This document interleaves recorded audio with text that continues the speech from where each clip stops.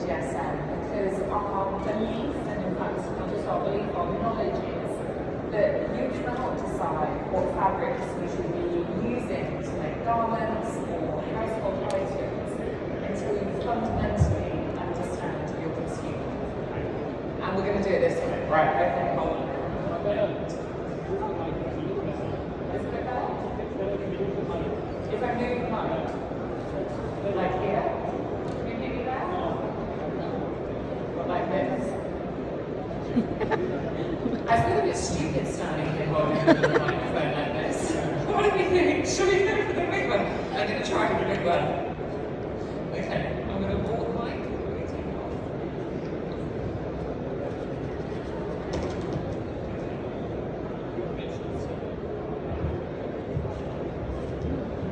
Should we see if this works? Does that sound better?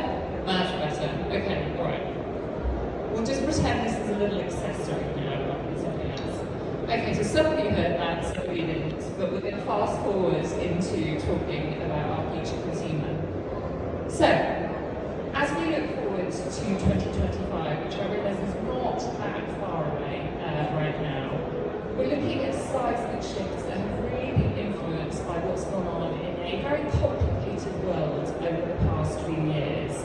I'm going to do my very best not to mention the pandemic too much, but it has, whether we like it or not, informed how human beings are thinking, behaving, feeling, but also utilising what has been a very difficult few years to look to a more positive future.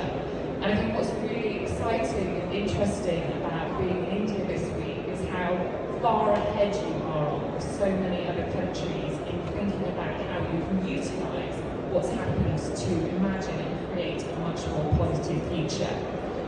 But I just wanted to touch a moment on what we do at WGSN and how we do it. So where is my human prompter? Here we are, perfect. So this is the process, this is the methodology that we go through at WGSN. We have something called STEPIC, which looks at really big kind of industries, what's happening in society, technology, all of these kind of things, because I can't tell you the fabrics people are going to wear until I really understand the big movements that are happening in the world.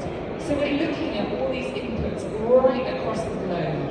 And from here we go and map what we call STEPIC drivers. So these are drivers that are making people behave and think and feel and work and play in certain kind of ways. From here we go into our STEPIC innovations. And if any of you here are WGSN subscribers, these forecasts all appear on our platform. And if you're not a WGSN subscriber, we have some people right down at the front who can help you with that afterwards. And once we've created these innovations, these kind of thematic ways of living, then we go into our future consumer profiles, which is what I'm going to concentrate on today.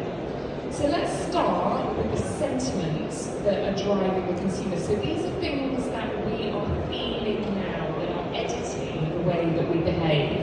And we've got four that are really key for the coming year. So these are disassociation, and I'm going to go into all of these in just a little bit of detail. Disassociation, idleness, radical acceptance, so there's some real kind of positive drivers and sentiments in here, and neo-altruism. And I'm going to confess that pretty much before I started delivering this presentation, we put this huge forecast together a few years ago. Altruism was a kind of new one for me, so I'm going to explain exactly what that means in a second. So let's start for a moment with disassociation. So really simplistically, this is a way of us unhooking from what's going on in the world. So it's a mental process. Our bodies and our brains do this almost without us knowing, but we've become kind of more accustomed to it because of the complexity of the world that we live in today. So very simply, this might be when you're sort of mindlessly scrolling through your phone, which, let's face it, we all do. That can when you sort of zone out, so I don't know, maybe you're on public transport and you miss your stop because you're kind of thinking of something else. The great disassociation, and this is something that we've really seen come into the fore recently, is kind of bigger than this. So it's less irregular, it's actually happening on a daily basis. So bombarded with news headlines that are coming in, our brains just say, the way that I'm going to cope with this is and just kind of disassociate with it. And what we've actually seen, and especially, and just, I said I wasn't going to say the word pandemic too much, but we saw this kind of change in time perception that happened during that period of time. And I still think back on, like, was the pandemic a year long? Was it 4 years long? It sort of felt very short and very long all at the same time. And our ability to perceive what is actual reality of time has also changed as a consequence of this. And this isn't just one age demographic, this isn't just one place in the world that this happens. Disassociation is happening everywhere. And it is very much a 21st century phenomenon. So just move on a second, I've got some data right here, about how social media is really powering this. So we've got huge amounts, I'm not going to read these stats out to you, but that kind of the globalization of social media, and it doesn't matter which social media platforms you're using, different ones in different parts of the world. It has meant that we are never off. And I'm going to come to one of the other drivers in a minute, but there's always something to do. It's very difficult to be bored in this age because there's always something, an input of information or ideas, because you just open your phone, and that can be news sites, but more and more, sadly, it is social media platforms. And that idea of disassociation, there's something bad that you're reading about, there's always something that's good there. So if you're feeling depressed from what you're looking at, well then maybe there's a funny cat video as a kind of antidote to that. So we're being delivered a way to disassociate from what's happening in the palm of our hands. Now, I said this was happening at all age groups and all age ranges, but from a youth perspective, certainly, and I know we don't have TikTok here in this country, but this kind of TikTokification, as it were. So, yes, social media brought kind of short form in many ways to us, and we started watching shorter videos or snippets of information, but that has only gotten faster. Now, you can blame TikTok for this, you could also potentially blame something like 5G. It's much easier to get information really, really quickly. And what we're seeing now is actually cultural creators utilising this. So instead of trying to think about, well, how do we get people to concentrate for longer periods of time, embracing this as well. So we will get our information to you in a much more bite-sized way, a palatable way, a way that cuts through, because people's brains now require that. Now, there's gaming as an aspect of that. I'm speaking too slowly, thank you. Because just very quickly on gaming, and I will come back to gaming because again that's very much the theme of this. Gaming is a way of disassociating as well, so plugging into a whole new world. And there's the negative and the positive of this, right? So open any newspaper anywhere in the world and there are people getting upset about the amount of hours being spent on gaming. But we're also seeing responsible gaming companies now using this in a positive way.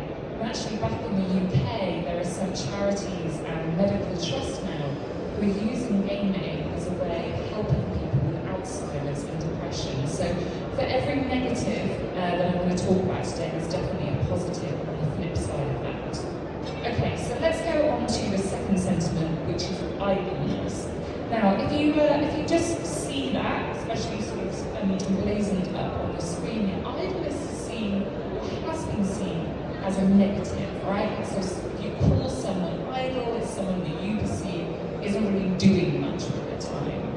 But this sentiment is one that, again, thinking of negatives and turning them into positives, this is something that we believe is going to be embraced as we look to future years as a real positive. So again, thinking about that constant feed of information, unplugging from that and giving our brains time to just sit. This is a real impetus of creativity and something that consumers, again, almost without knowing it, are beginning to utilise to reimagine the way that they want to live their lives, and therefore this is something that's going to be really important. Now, the fact of the matter is at the moment that this is quite difficult for us because we have been trained to think that doing nothing is a bad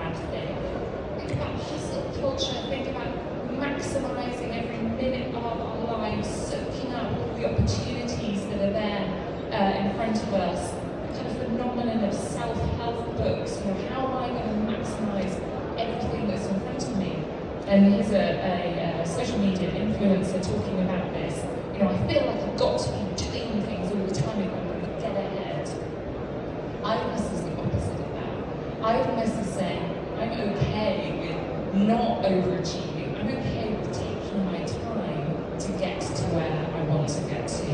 And again, I'm saying rewiring brains, which sounds kind of sci-fi, but slowly a kind of evolvement that's happening. And all of this is going to lead to different ways of us going about our everyday lives.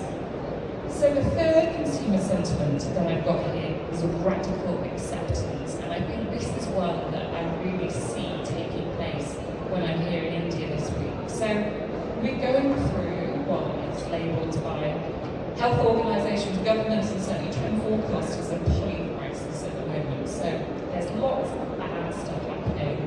And when I look at data from other countries, global unhappiness is also going up. I'm not saying it's necessarily the case here, but certainly when I'm travelling in places like the US, this is a real problem that they are grappling with. And radical acceptance is basically saying to ourselves, okay, it is a difficult world, there are difficult things happening there, but I'm going to accept all of it. I might not be able to change all of it myself, but I'm going to accept it. Again, it's a way of dealing with a world that we don't all have control over.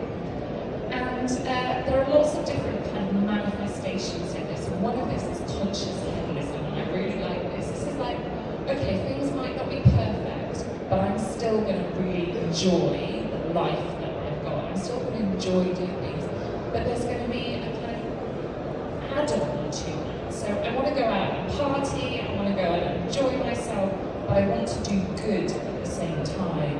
And we've got numerous case studies of kind of raves taking places on beaches, but people also litter picking, which sounds kind of weird, right? But these are gaining momentum at the moment, and again, a kind of new shift in consumers embracing good, but also enjoying themselves while they're doing it.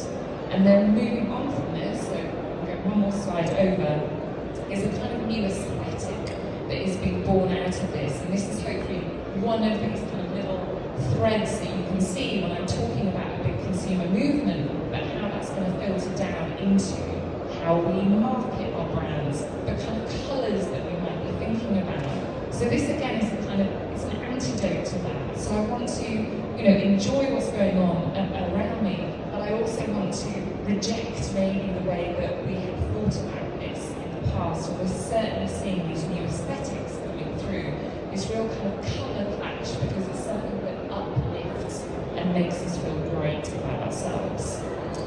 And then the fourth consumer sentiment I'll touch on before we get through to the consumer profiles is neo-altruism. And we really believe that 2025 is the year when this is going to emerge as people are going to really get their heads around it. So this is rooted just in pure altruism, so doing good. The movement after this, guys, called neo-altruism, is that you get joy from it as well.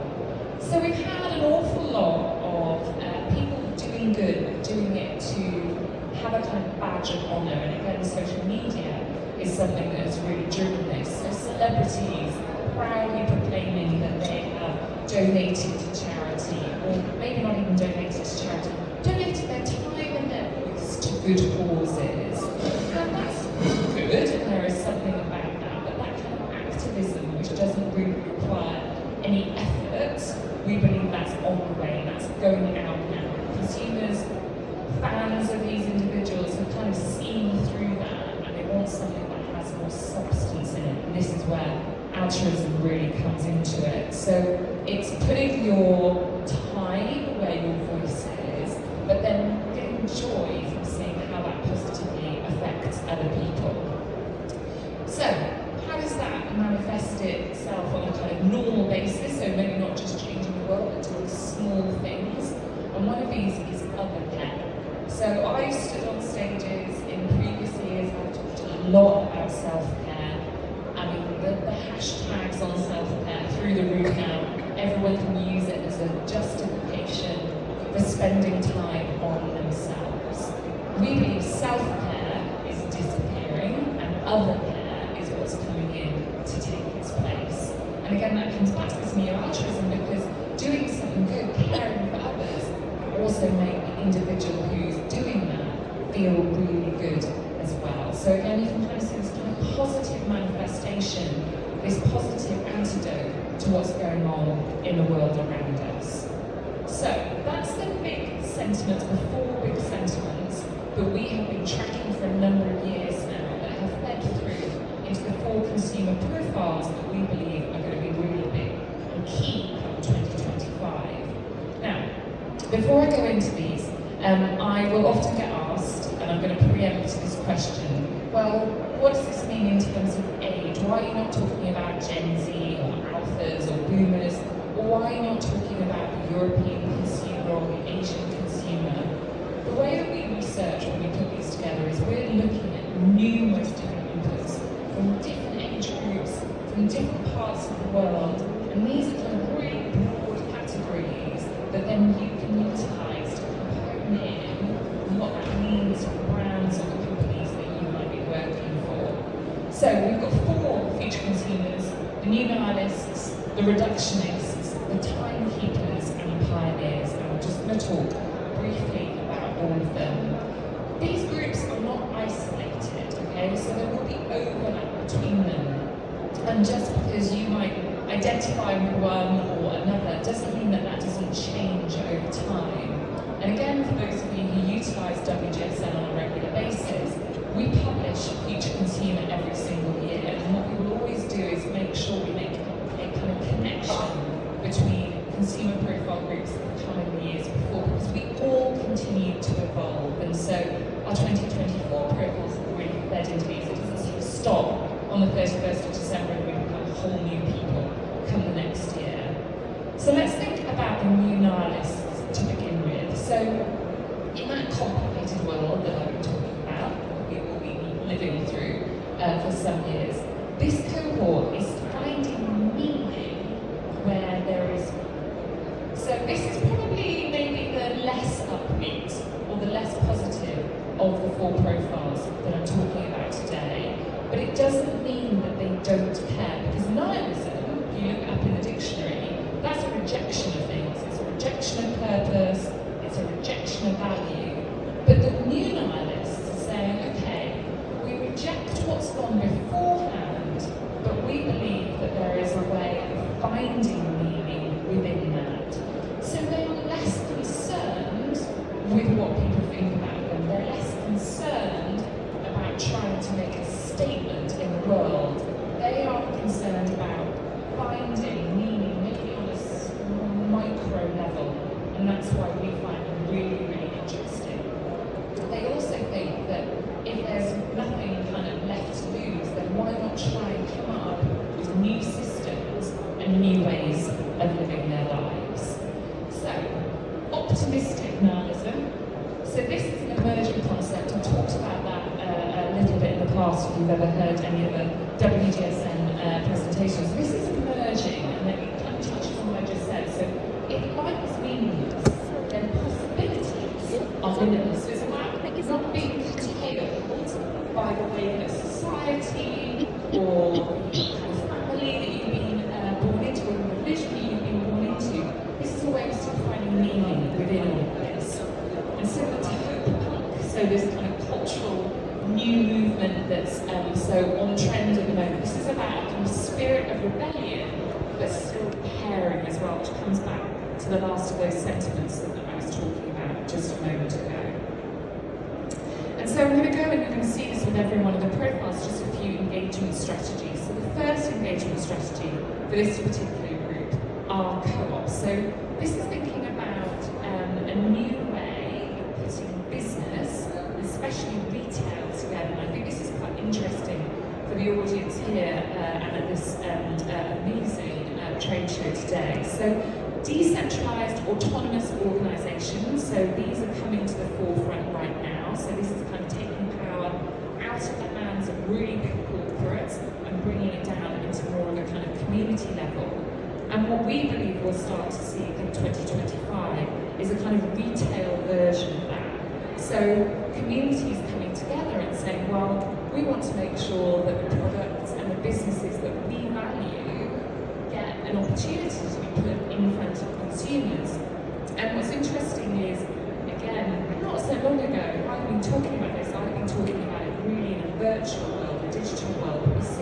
bricks and mortar as well now. So communities coming together and saying, for the greater good, we want to make sure the products get to the right people. And we're really excited about this one.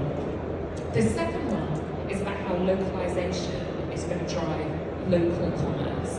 And we're certainly seeing this in Europe, and I'd be fascinated to see how much you're seeing it here in India. But basically, governments and local authorities saying we are going to put legislation in place to protect local businesses.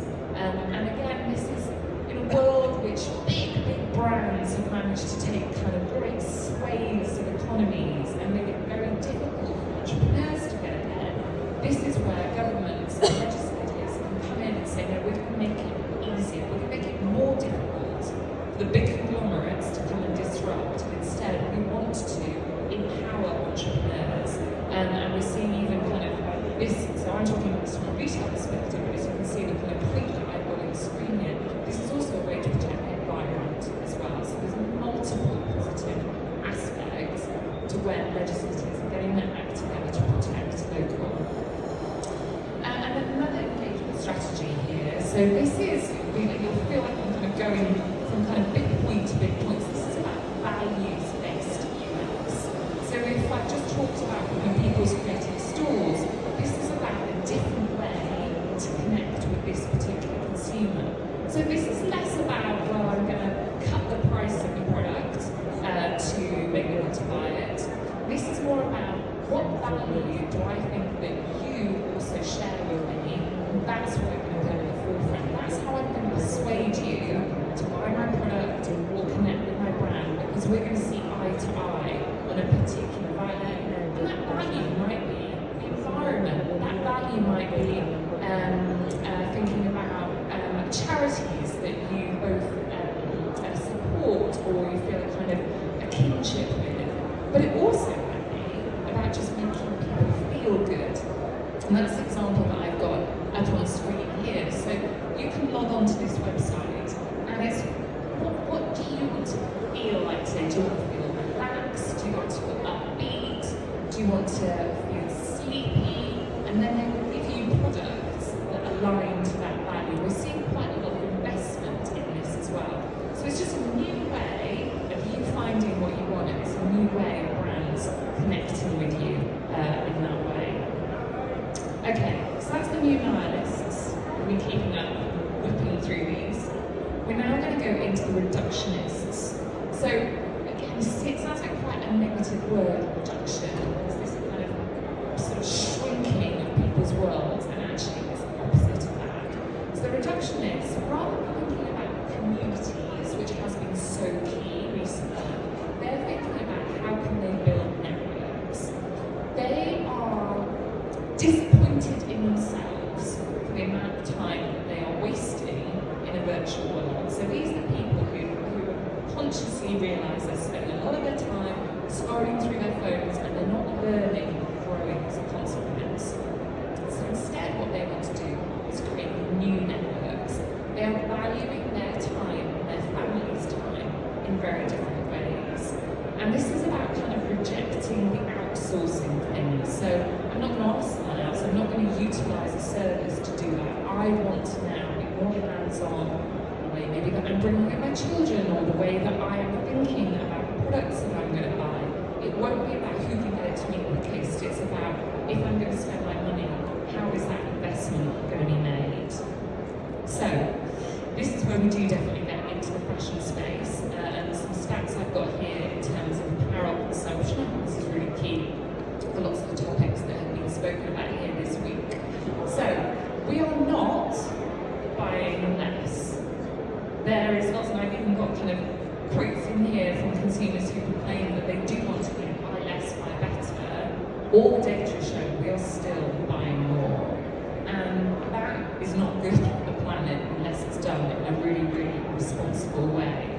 So, this is moving away from this idea of degrowth, which has been very popular. We're going to create less, we're going to create better, people then buy less, they'll buy better, and we're seeing really in reality that's not necessarily the case. So instead of degrowth, we're now thinking about good growth. So what does that mean in practice? That means responsibly about the products that are being created. That means being really responsible about the fabrics and textiles that are being created. So where consumers are expressing a desire for something, but not necessarily following through when it comes to how they then act, this is an opportunity for brands all across the globe to kind of do the hard work for them and then be rewarded. Because if you can make a consumer feel good about their purchases, they're going to come back to you time and time again. So this is a new way of creating engagement and that value point that I just made. It's not about necessarily an alignment of someone wants something because someone else has got it. They want it because growth through this is good. And remember, I'm not saying all consumers are behaving this way, but this particular one, this is what they're going to value. So let's think about the engagement strategies for the reductionists. So ethical Q-commerce is one of these. So Q-commerce, this is quick commerce. So we would define that as being able to get hold of goods between 10 and 30 minutes. So really, I want it and I want it now. So the movement on from this is ethical Q-commerce. And again, I mean, huge numbers, sorry for all of you when I'm standing in front of you. This is a big money-making spin. When I again talk about good work, this doesn't mean that you will make less money. In fact, this means that you probably will make more, but it's got to be done in an ethical way. And the kind of growth here, we are expecting probably to be more from the cities. So this is, and again, I don't know where this is going to translate, but this is the consumer kind of wanting to have their cake and eat it. So I still want it quite quickly, but I want it done in the right way, and they will prioritise the brands that enable them to do that. And again, so kind of person for the audience here, we believe this will be the cohort that really pushes the revival of dead stock. I sit on a number of boards and work with some fashion weeks, and certainly this dead stock revival is something that we believe is really, really key for fashion brands, and you'll certainly see some big luxury brands now using this as a real kind of marketing ploy. I certainly wouldn't advise this to be used as just a marketing ploy. I think this needs to be thought through and it needs to be utilised through kind of broader swathes of collections. But basically the point here is the consumer is so savvy now, has so much information, they don't want things going to waste. And for them, if you can explain that a purchase they're making means that something hasn't gone in landfill, that will be a really positive one as a consequence. I'm talking about dead stock, we're wrong. Okay. And then the third one, I'm moving on to the next slide. This is, again, so when I talked about kind of UX for one of the other previous groups earlier, this is a different UX technique, and this is coming down to comp shopping. So comp shopping isn't going anywhere, I'm afraid. The consumer's pretty smart, they know it takes a couple of seconds to go and check the price. But this is about doing it perhaps in a slightly kind of more responsible way, which is why I've chosen Patagonia as the example to put up here. So it's still key, and price is still an aspect, but what if the choice I can make now has another value laid on it? So this piece, or this jumper or sweater or dress, whatever it is, you are being more responsible buying this version over others that are there. And I think, you know, again, coming back to kind of the wholesale aspect of what's going on in the auditorium behind us, if you can persuade those brands that their choice of fabric level is going to be more responsible, and they can then pass that on to the consumer, that's a very happy consumer at the end of the day. And then, I definitely don't have these in order, so I was on 3 and now I've got to 2, so apologies about that. There's also the side of what does this mean for the workplace. Now, I haven't talked a huge amount about that today, I'm going to talk about that at length if anyone wants me to later. But this is again the kind of consumer as worker, what do they expect? And that's definitely going to be about the evolution of how we look after the people that we work with, or the people who work for us, or that we work for. And as someone who runs a company with about 600 people now, this is something that certainly keeps me awake at night. If I want reductionists working for WGSN, I need to think about something more than just what they're being paid. It's about all the other things that come within that. So for anyone in the room who's running a business, if you want the reductionists, these are the kind of things that you need to think about as well. Right, I'm going to move on to the timekeepers. So I'm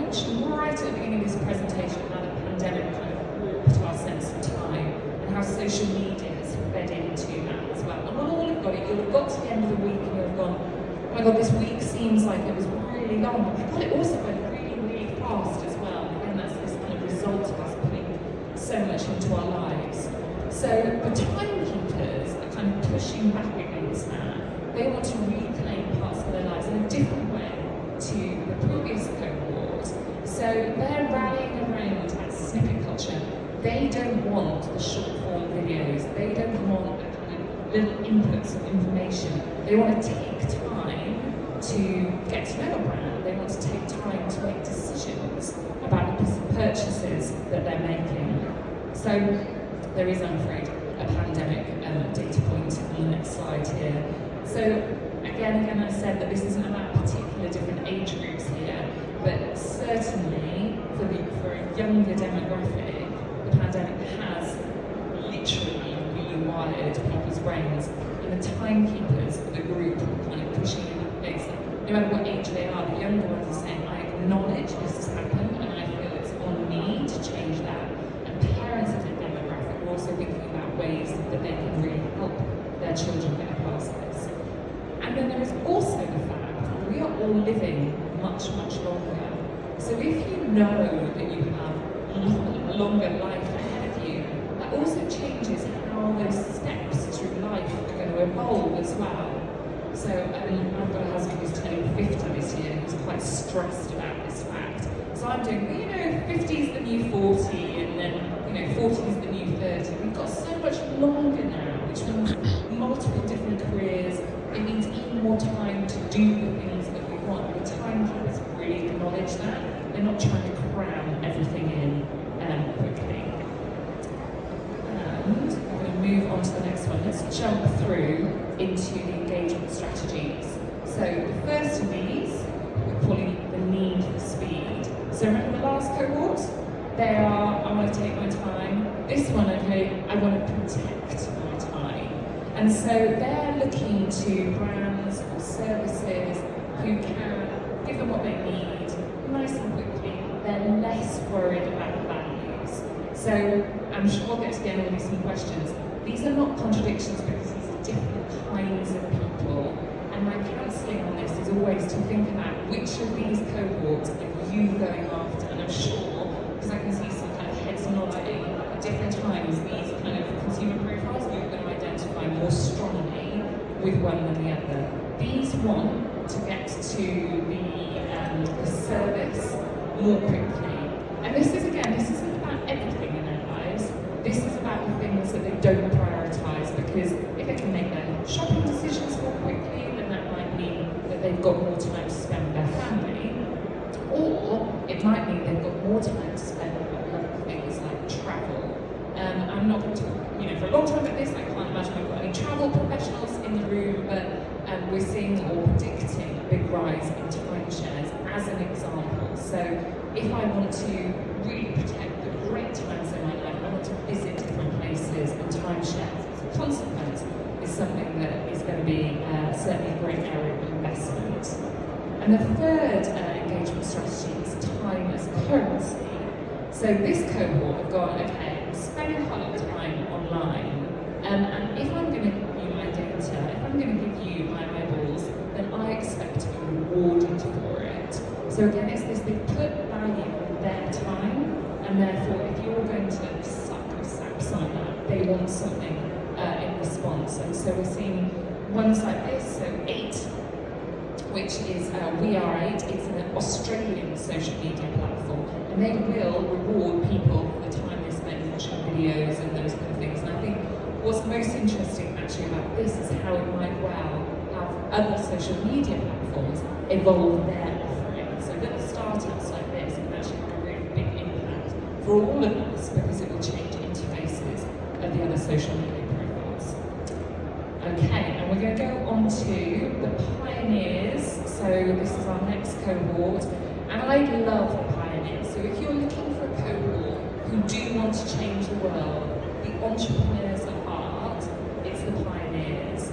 So they're really experimenting with what does the future look like. They're experimenting with where should we live our lives, how should we live our lives, and these will be the ones that probably drive some of those other cohorts that I've gone through today into changes in behaviour in sort of 3 to 5 years' time.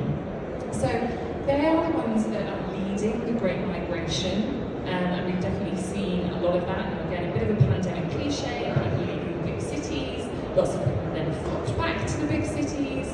But this group are thinking, are there different places where I might have a better life, but I can still have a successful, rewarding life, because I'm going to take my entrepreneurship, and that might be into kind of more rural areas, or it might be creating brand new cities as well.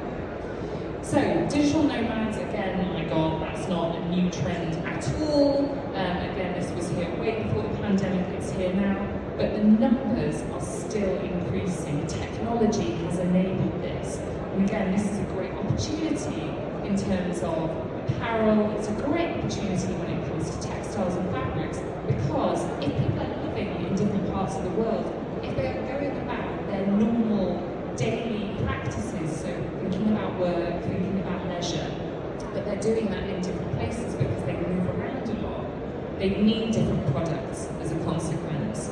So there is the cliche, you look smart, kind of this way up because you're on your screen, but much more relaxed underneath. This really kind of leans into that, what comfort clothing is being created to enable these people to live a very dynamic, productive working life, but perhaps not in the confines of a more traditional office or city environment.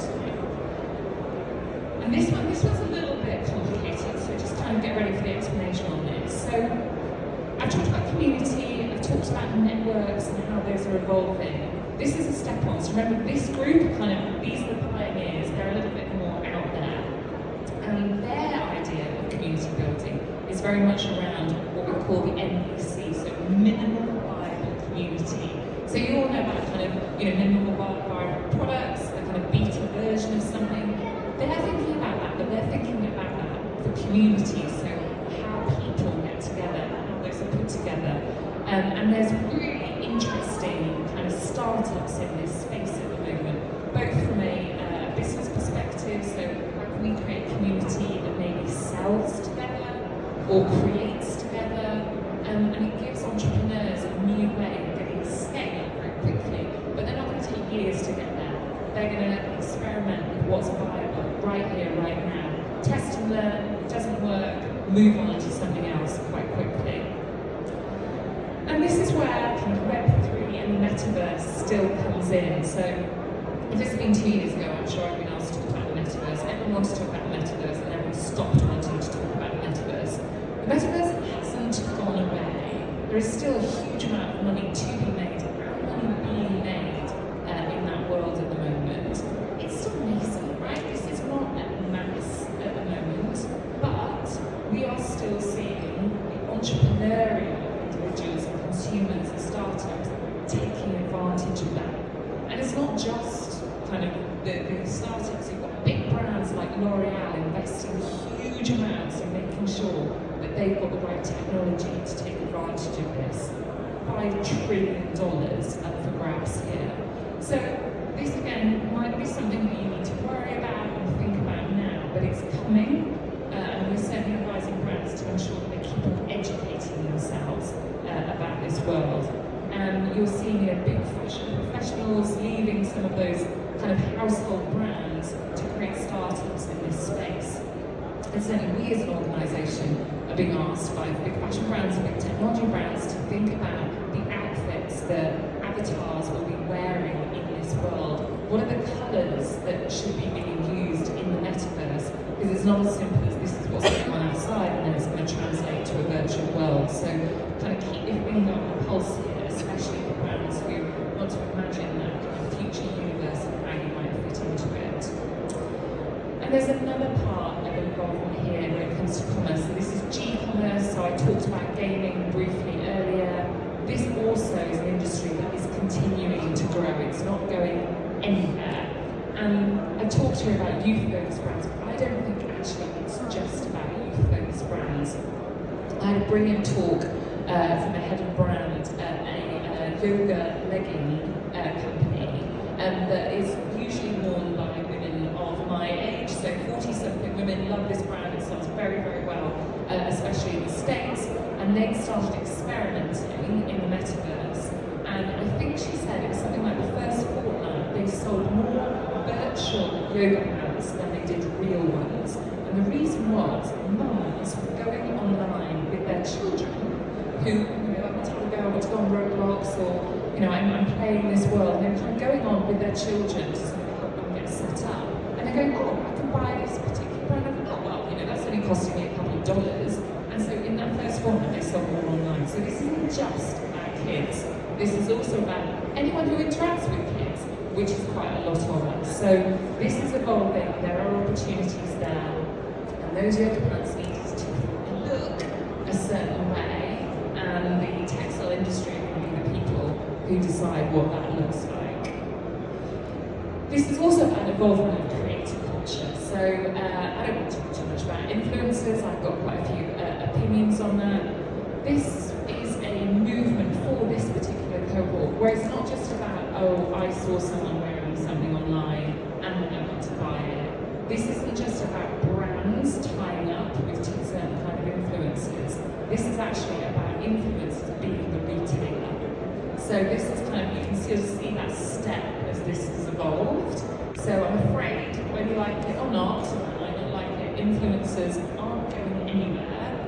They're arguably getting more powerful, but they're not from a retail perspective. So again, I think if we think about that journey, there's certainly food for thought here in terms of, even as wholesale brands, are there influencers that you think that you could be co-creating with? There's a lot in the food and drink space here, which is quite interesting. Again, maybe not so pertinent to you in this audience, but I always feel that the fashion industry, the apparel industry can learn a lot from others. And food and drink is definitely a space where you're finding manufacturers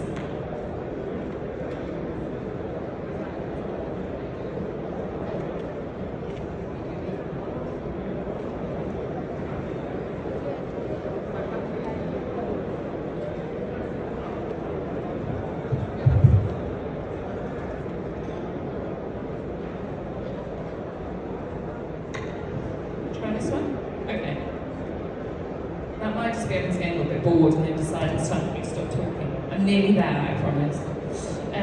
So, get my train of thought back again. So, thinking about where are you going to make those connections? Because if the food and drink space are directly, this is wholesale, going directly to influencers, we'll help you create your new bubblegum range, or we'll help you create ice cream ranges. For those of you here, wholesalers, what about being that route, that direct-to-consumer route for an influencer? We're going to help you create your collection because we've got all the fabrics, we've got all the know-how, we've got the manufacturing expertise, so there's definitely opportunities there. And I promised I wasn't nearly done, so the battery might have lasted. So here are some kind of thought starters for you as you think about 2025. So if society is completely oversaturated with information, and I certainly would feel that I am, how are you going to connect with a consumer who's bombarded with lots of information? We've talked a little bit about values here, we've talked about that kind of speed to market, and even on that last point just now, how can you connect with a consumer on a different level because you're connected through the personality of an individual that they align with?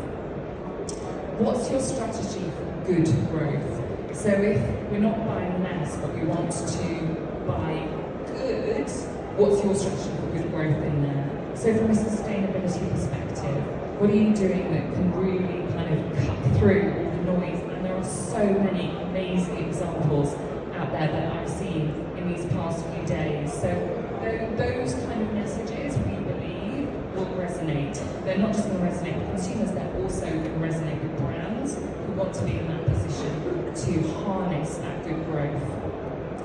Snippet culture, so again, that kind of reduction is our attention spans for quite a few of those growths. If that's narrowing, then people are not going to have as much time, they're certainly not going to spend as much time listening to your messages, which means you've got to get shorter and snappier and much more efficient as a consequence. We've mentioned quick commerce, we've mentioned gaming commerce, and even the metaverse as well. So this is evolving. In some spaces at pace, and in others less so. So what's your commerce strategy for the future? And then finally, consumers will reward your brand if you reward them giving them their time back. So if that is the ultimate currency, how do you enable them to have more of it? So just some things to take back to your teams, take back to your offices, some thought starters, and always WGSN is here to help you on that front. My email address is up there on the final slide, so carla@wgsn.com. We've got some of the WGSN team here in the front, so if there's anything more you'd like to talk to us on this front, we can help you with some of these themes